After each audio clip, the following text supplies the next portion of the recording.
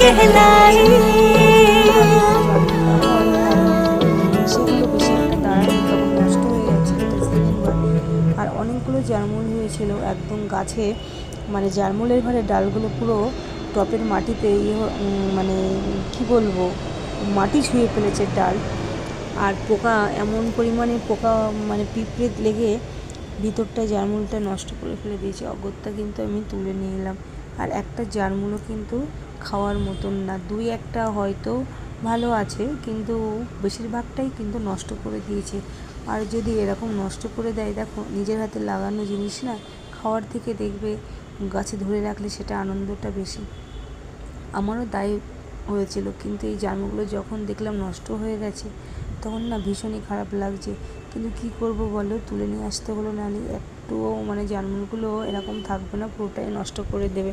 তা আমিও কিন্তু সমস্ত জারমুল তুলে নিই। আর আমার জারমুল গাছ কিন্তু দুটো গাছেই জারমুল হয় খুব, কিন্তু এইবার কিন্তু প্রত্যেকটা গাছেতেই জারমুলগুলো নষ্ট হয়ে যাচ্ছে। জানি না কেন নষ্ট হয়ে যাচ্ছে।